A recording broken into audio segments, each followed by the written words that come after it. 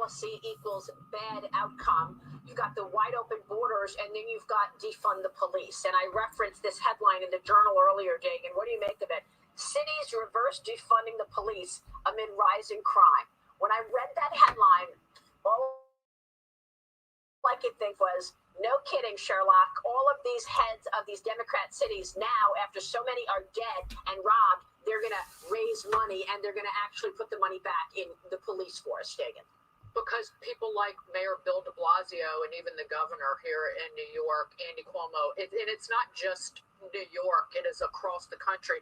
In the nation's 20 largest local law enforcement agencies, city and county leaders want funding increases for 9 of the 12 departments where next year's budgets have already been proposed, with increases ranging from 1 to nearly 6%, according to the Wall Street Journal. But a lot is going to need to be done to restore public safety in our nation's cities, where violent crime is skyrocketing because these leaders, they stop standing up for victims. They stop standing up for law-abiding citizens and residents who just expect to be able to go to work without getting slashed or robbed or worse. It is liberal left-wing mayors, prosecutors, district attorneys, and governors who have been coddling criminals. And the demonization of police has the same effect as defunding these police departments, where people don't want to serve as police officers. There was a long time, 30-year veteran of the force I talked to. He said, I will not tell either of my sons to go to the academy and to join the police force because, one, they won't be allowed to do their jobs. It is not prosecuting criminals. It is the bail reform where you don't have to put up one dime if you beat up an old lady, even in a hate crime in New York City. It's going to take a lot to reverse the damage done by these dangerous left-wing ideologues. It's unbelievable. Yeah, I knew that you would be passionate about it, as am I. Okay. All right. So, okay. Basically, the left has basically come to a point where they can no longer commit foolishness. All right. They cannot go around and blindly just make these ridiculous policies that don't benefit anybody. And they thought, you know what it was, when it came to that Atlanta councilman who got carjacked, all right, by a couple of teenagers. Okay. It took that, okay, to possibly come to the point, and probably many others that I probably have not heard about, that got beat up. Many public officials probably got beat up by crooks. They thought that they were untouchable, that it was only going to hurt the working class people. It was only going to hurt people who didn't really matter to them, people who didn't make the same type of salary they did, people who can't afford their own private security. And now it's come to a point that, you know what, we have to bring back the police and we have to refund them because they can't go along with their foolishness. They thought they were untouchable. That's the real reason why they're reversing the defund the police amid the rising crime. They thought they were untouchable. That's the problem. 1 year after the movement defund law enforcement began to upend municipal budgets, many American cities are restoring money to their police department or proposing to spend more. In New York City, Mayor Bill de Blasio, the worst mayor ever, said he would reinstate $92 million for a new precinct after scrapping the project last summer. The mayor of Baltimore, who led efforts as a city councilman to cut the police budget by $22 million last year, recently proposed a $27 million increase. After attacks on Asian Americans and a rise in homicides in Oakland, California, city lawmakers in April restored $3.3 million of the $29 million in police cuts, and the mayor is now proposing to increase the department's budget by $24 million. Los Angeles mayor has proposed an increase of about $50 million after the city cut $150 million from its police department last year. In the nation's 20 largest local law enforcement agencies, city and council leaders want funding increases for 9 of the 12 departments where next year's budget already have been proposed. The increases range from 1% to nearly 6%. Many U.S. cities are led by Democrats who are supporting protesters' calls to defund the police, a term that activists have used in different ways, including to push or for simply shrinking the size of the police forces, but also shifting resources from law enforcement to social services. Instead of balancing it out, putting money into both law enforcement and social services, because, law enforcement has to apprehend these bad guys and social services, the ones that tries to reform these bad guys. They should be putting equal amount of money, equal amount of millions of dollars into both of these sectors, because both these sectors are very important. One catches these criminals, the other has to rehabilitate them. That's what should be done. But like I said, it's not going to go that way, because people in higher up government think they're a class citizen, yet they forget that the working class citizen is the one that keeps the city running. That's what they forget. That's the problem.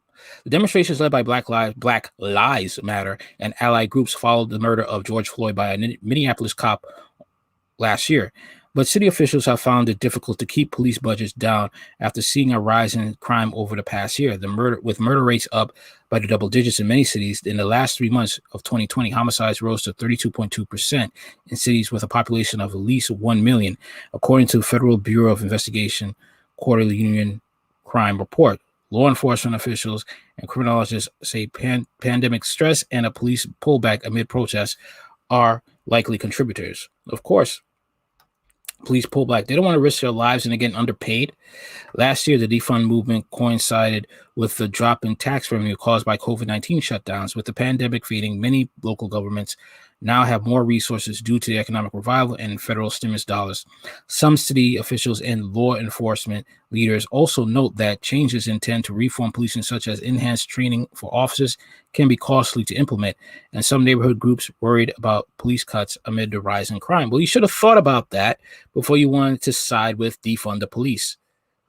Okay, which is a stupid idea. Police need reform. They don't need to be defunded, especially with a pandemic and people being out of work, businesses shutting down. Of course, crime is going to be on a rise.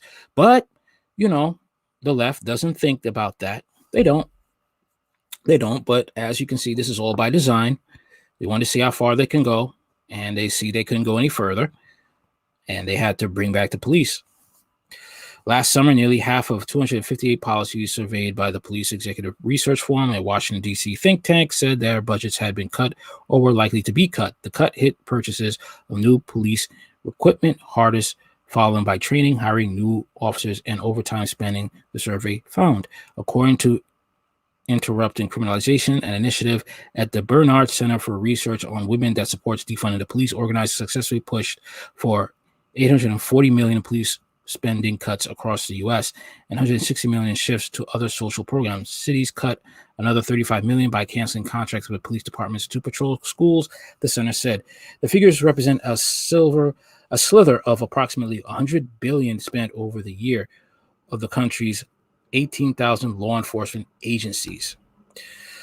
Cities under Justice Department scrutiny for their policing, such as Baltimore, now Minneapolis and Louisville, often have to spend money to implement mandated changes.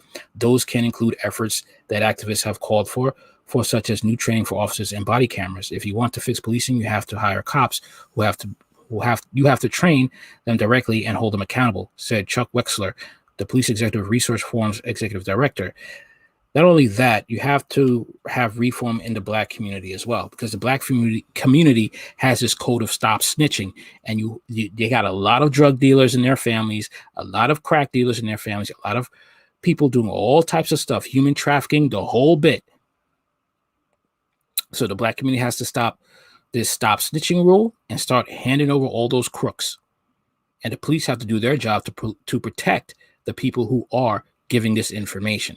Reform has to go both ways, the police department and the community. The notion that taking away resources is going to improve policing is ridiculous. Of course it was. Of course it was stupid. But, we got some liberal woke Blacks that don't really want to think, don't think of the comments, the consequences until it happens to them. Then they want to think. In Minneapolis, where Mr. Floyd was killed, the city cut $8 million from their department last year, only to restore $6.4 million to hire new officers amid mass retirements and rising crime. Oh, I wonder why so many people wanted to retire. Because they saw the stupidity and they wanted to be a part of it. In Baltimore, Mayor Brandon Scott took office in December after campaigning on a promise to reimagine the police department. Last year, as city council president, he successfully championed an effort to reduce the proposed police budget at the time by $22.4 million, which he and other council members wanted to spend on social services.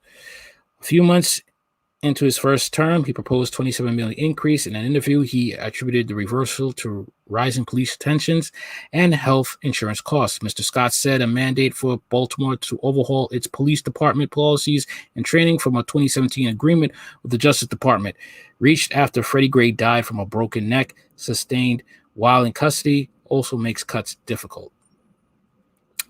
China Terrell of Baltimore said she was stunned Wednesday morning when her husband was assaulted on the street, with the mugger stealing an Apple Watch and iPhone. Ms. Terrell, who's the chief executive of the local economic development nonprofit, said it was the most close-to-home example of the rising crime rates she's read about in her city.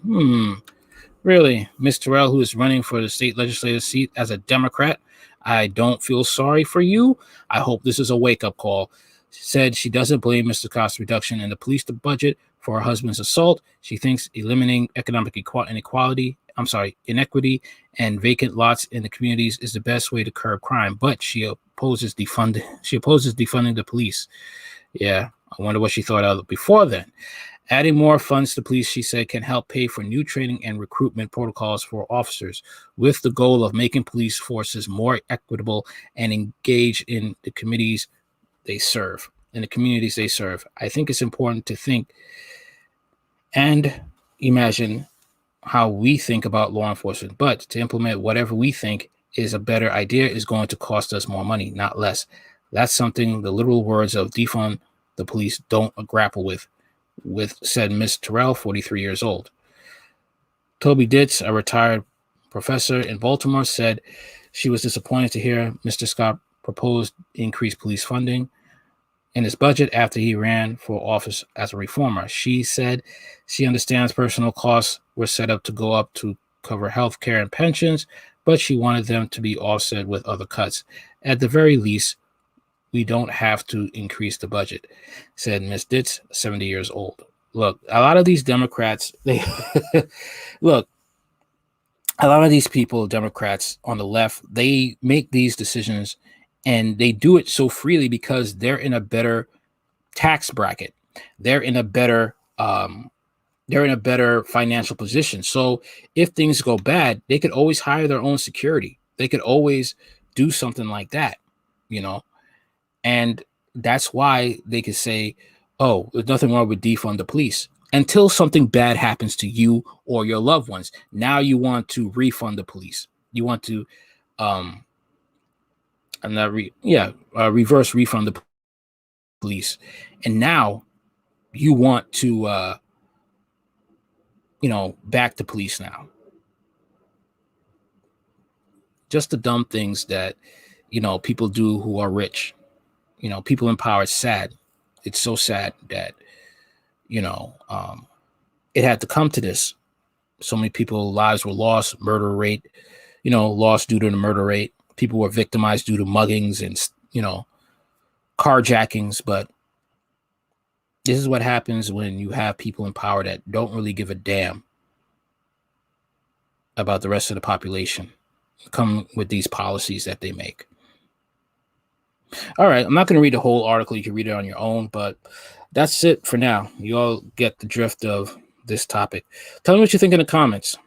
What do you think? Do you think scrapping defund the police is a good idea, since so many cities are doing it, since they see the high crime rate in their cities and they need to stop it? Let me know what you think in the comments. Like, share, comment, and subscribe.